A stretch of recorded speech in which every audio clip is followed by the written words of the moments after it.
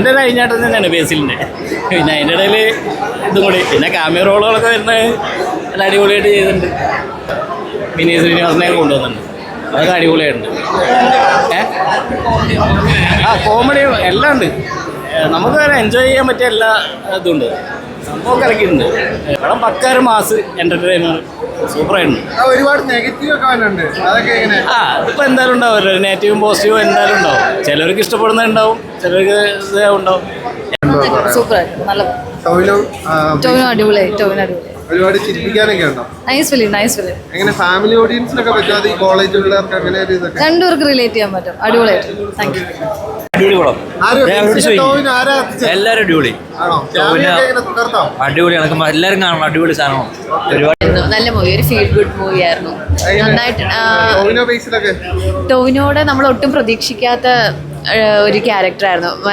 First നമ്മൾ ആ ഒരു വേഷമൊക്കെ കണ്ടപ്പോൾ പൃഥ്വിരാജ് ചെയ്ത ഒരു വേഷത്തിനോടൊരു താരതമ്യം ഉണ്ടായിരുന്നു. പക്ഷെ നമ്മൾ മൂവിയിൽ കാണുമ്പോൾ ആ ഒരു ഇതായിട്ട് തോന്നിയതേ ഇല്ല. വേറൊരു നമ്മൾ ഒട്ടും പ്രതീക്ഷിക്കാത്ത ഒരു ക്യാരക്ടറാണ്. അമേസിങ് ആയിരുന്നു. നമുക്ക് ഒരു നല്ലൊരു എൻ്റർടൈനർ തന്നെയായിരുന്നു മൂവി. നമ്മൾ എന്താണെങ്കിലും തിയേറ്റർ മസ്റ്റ് വാച്ചാണ്. തിയേറ്ററിൽ വന്ന് കണ്ടാൽ മാത്രമേ ഈ മൂവിക്ക് ഒരു നല്ലൊരു ഫീല് ഇത് കിട്ടുള്ളൂ. നല്ല ഏറ്റവും നന്നായിട്ടുള്ള പടമാണ്. എല്ലാവരും ഒന്നിനൊന്ന് മെച്ചാണ് കേട്ടോ. ഫാമിലിക്ക് പറ്റും, കുട്ടികൾക്ക് പറ്റും, എല്ലാവർക്കും പറ്റും. ചിരിക്കാനുണ്ട്, എല്ലാ വകുപ്പും ഉണ്ട്. ഓക്കെ, എല്ലാവർക്കും ഫാമിലി ആയിട്ട് ഇരുന്ന് കാണാം. എനിക്കൊക്കെ ഇഷ്ടമായി. അമ്മയ്ക്ക് ഇഷ്ടമായോ? നമ്മുടെ പഴയ കോളേജ് ഓർമ്മയിലേക്ക് പോയി നല്ല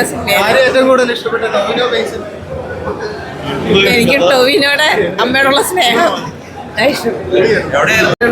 സൂപ്പറായിരുന്നു. ആണോ? ബേസിലും ടോവിനൊക്കെ എല്ലാം നല്ല ഒരുപാട് ചിരിക്കാനൊക്കെ ഉണ്ട്.